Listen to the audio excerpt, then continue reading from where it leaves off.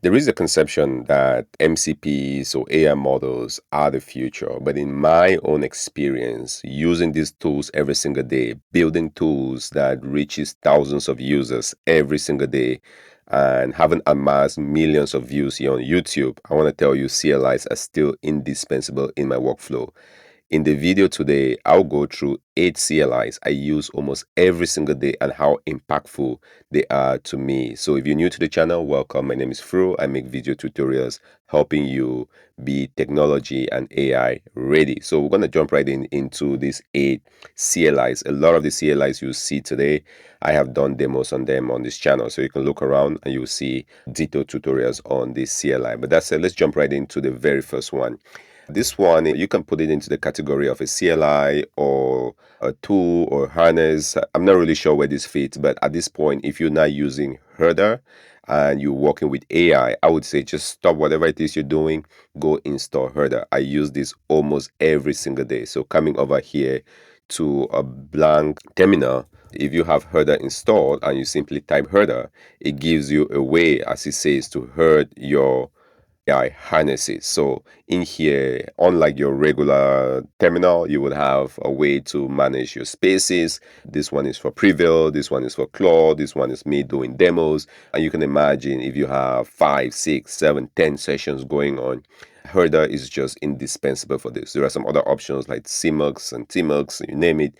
But at this point, Herder is just becoming the de facto standard on how good this is. For me, almost every single day, I'm having 5, 6, 7 sessions all running in Herder. You can have tabs horizontally, and you can have tabs going across the board vertically. So Herder is just an indispensable part of it. If you want to see a detailed tutorial, check on the channel. I've done some detailed videos on Herder.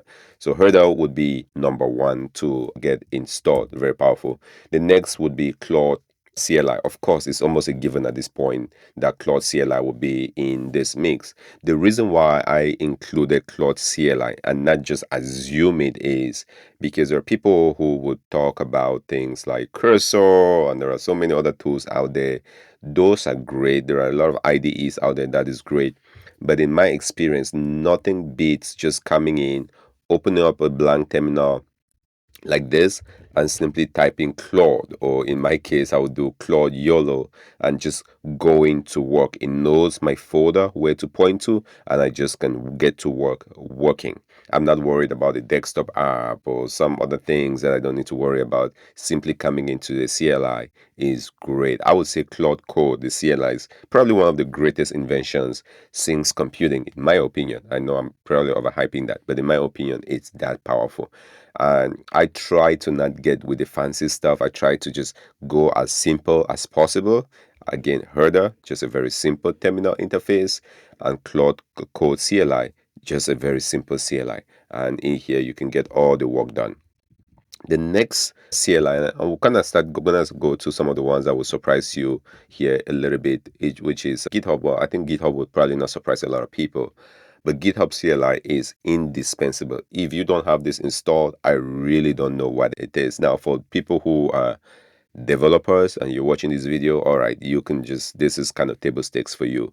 But if you're non-technical and you're coming into this space, because AI is bringing a lot of non-technical people, I would just simply go over to Claude and tell Claude install CLI and just do it. It's just that powerful. Now, what is GitHub? GitHub essentially gives you a way to manage and version control your code. I've done tutorials on GitHub, or there are many tutorials on GitHub here on YouTube. You can find those tutorials, but you want to have GitHub in your workflow. AI gives people the power to create code. Now, what it doesn't really give you is a place to store that, and GitHub has been doing that for a very long time. So what I would do is create a GitHub account, come in here, install the CLI, get connected, and just have all the code you build be in GitHub. Is indispensable. Now, GitHub has an MCP. To me, CLI is superior. If I have a choice between a CLI and an MCP from a product or from a company, I would go CLI first. There are so many reasons for that. I can explain that in a different video, but you want to go on CLI first. Now, if you don't have CLI as an option, then go with the MCP. So GitHub CLI would be indispensable. I use it every single day. Now, this one is a little bit maybe obscure for some folks, but Netlify. And the reason why I use Netlify in my case is a lot of my domains, a lot of the apps I build that I want to be front facing to end users do run on Netlify. There are many other options that you could use here from GoDaddy or things like Vercel and such, but Netlify has been my go-to hosting piece. So if you're watching this video and getting access to some of the apps. So Prevail is one of the apps I've talked about. It's publicly available. Link in the description below. This is an app that has been built and made public. This particular app is hosted on Netlify. And the way it works after development from my Claude Code session would be simply instructing Claude Code to use the Netlify CLI. Of course, you're going to authenticate into the Netlify CLI and have it deploy to the Netlify hosting environment. It's a no-brainer. It's very powerful. CLI, you want to have that in your tool belt. Now, if Netlify is what you use for deployment, obviously use that. If you use some other tool like Vercel or even GoDaddy, I believe they should have a CLI. And if they don't have a CLI, then I'll probably be questioning why I'm using a tool or a service that doesn't give me a CLI to plug into my AI agent. So Netlify is indispensable. All right, we're going to start switching gears here into what I would call these workhorses. For the longest time, I couldn't imagine how I survived without one password CLI for managing secrets and passwords. So if you're vibe coding and you're building apps, if you're coming over here and you have this amazing idea to build this really cool app and you've asked Claude has done the job of building that app for you, there's going to be a point where you might need to manage your password or your secrets for Claude Code, for Codex, for Google, and all the services you use. Now, most people will just put that in a plain text file and try to read that into their app, or they might, God forbid, or heaven forbid, they might hard code that into the app itself, which is just what you don't want. So for me, I used to use LastPass word and I switched over to one password. The reason is it gives this CLI.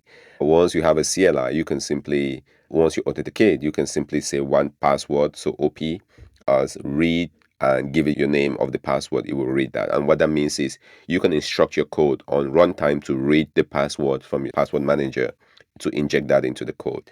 And if you're developing on one machine and going to the next machine, you just have the CLI installed on all your machines and you have one place to manage your password. It's unbelievable. There are maybe other options out there, self-hosted options, but in terms of the SaaS options, one password is indispensable. I use this every single day. I switch from last password and I'm not looking back. It's just an unbelievable tool. It's not free, but it's definitely worth it. Now, this next one here is, I'm guessing almost everybody has a use case for this. If you don't, then I will really be surprised by that. And this is the Google Workspace CLI, GWS. For the longest time, this CLI did not exist. And what that meant was there were some like open source packages and a lot of hacking I had to do to interact with my Google ecosystem. And most people, if you're watching this video, I bet most people will have a Google Gmail account or a calendar or a Google Drive, you name it. Google is that pervasive. So having this CLI means you can attack or you can tackle some of those common AI use cases. For example, you want to have an AI agent triage your inbox every morning and give you a summary of that. You're going to need a Google Workspace CLI. So I've done a video tutorial on that. Look around the channel, you're going to find out, or you can look on YouTube. There are lots of good videos that covers Google Workspace CLI. But I would say besides Herder, this would be probably the number one CLI like the average person will have to install. And the setup is pretty straightforward. You just do GWS, Google Workspace CLI, and you have access to interacting with your Google ecosystem. Again, manage your calendar, triage your inbox, create Google documents in Google Drive. The sky is a limit with this. This is probably the most powerful CLI I use almost every single day at this point. If you send me an email in my inbox, most likely I have an agent that triages that before I even go into to read that, and that's because of Google Workspace CLI. And the good thing for this is it does support multiple Google accounts. So if you have, 3, 4, 5, 6 email addresses for different things you do, this will work with that in as well. So I've done tutorials on that. You can look around the channel. The next one here, the last two, is maybe a little bit more niche, but still powerful nonetheless. So Tailscale does have a CLI, as I think I've done some videos about how if you start doing a lot of AI work and you have maybe three, four machines, a Mac Mini in the cloud, a Mac Mini, actually a Mac Mini at home, Book Pro, MacBook Neo, MacBook Air, different machines, and you want to connect them so you're not having to open up ports and do a lot of sophisticated networking. Tailscale is just a no-brainer at this point. Just install Tailscale. It's that powerful. If you don't know what Tailscale is, I think I've done some videos on it. Again, if you're not sure, just go around the YouTube. You'll find videos on Tailscale.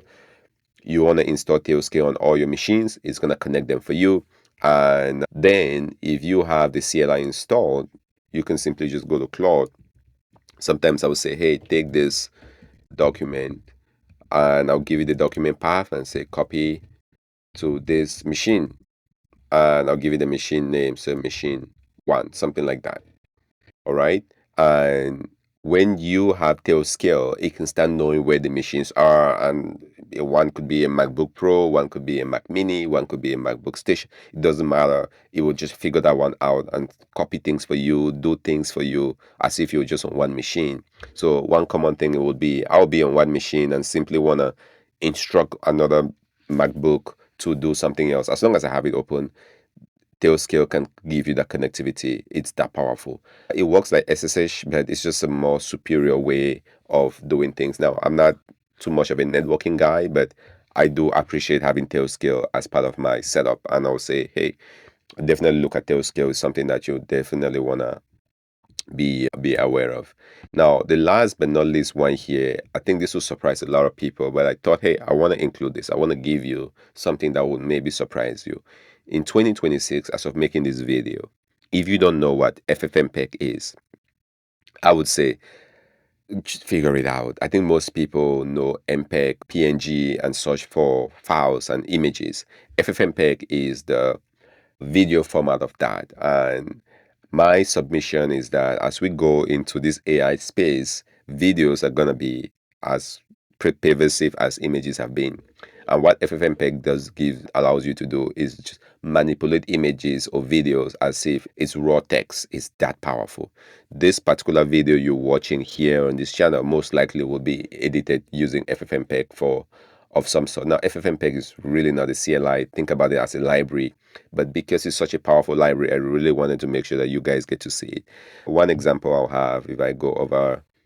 So here on my screen, I have this video demo I did not too long ago. If I do copy, so simply hitting the option key, right click, copy the full path, typically what I would do, switch back over. Now, once you have a powerful a file, I could do something like take this file and edit it, then upload to YouTube. So something as simple as that. This is basically a prompt. No, this file is an MP4 file. Now, when I say take this file and edit it, well, it's going to edit it based on a code I wrote using FFmpeg, and I didn't actually write the code. Claude wrote the code for me. So it will use FFmpeg behind the scenes, edit that, upload it to YouTube. Well, how is it going to upload it to YouTube? Google Workspace CLI has been connected, so it knows what my YouTube account is, and it can upload that to YouTube. Now, if I need to generate a thumbnail, I just simply go back to, say, use Google Workspace CLI, call the Gemini from there, generate the thumbnail, and upload to this video. So that is powerful, extremely powerful. Again, FFmpeg, if you don't do anything with videos and you don't imagine you're going to ever do anything with videos, you can get away with not using FFmpeg. But if you by chance use videos in any capacity, you want to use FFmpeg. Now, I'll do a subsequent demo or a subsequent list for this, which will not be CLIs, it would be MCPs. And there will be a surprising MCP I would include in there that will, you can either use that MCP or you can use this FFmpeg. So watch out for that video once I get the chance to make it. But hopefully this was helpful. These are my daily drivers, 8 CLIs I use every single day to just orchestrate agents with Herder, to write code with Claude Code, to ship and to deploy with Netlify. So everything I'm building is deployed as well, to stay secure using one password in here, to do administrative tasks and just overall management of life and business using the Google Workspace CLI, to connect my infrastructure and the hardware using the Tailscale, and then to convert and to publish at scale using the FFmpeg. So hopefully this gives you some ideas. Hopefully you found something in here that surprised you. As always, I'm through. I make video tutorials to help you be AI ready. Link in the description below. Prevail is one of the apps we've built, extremely popular. Go ahead, give it a star. Trying to get Prevail to 100 stars and pushing really hard to get to 100 stars.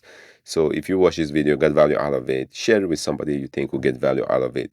As always, this is Fru. Thank you for watching and sticking to the end. I will see you in the next demo.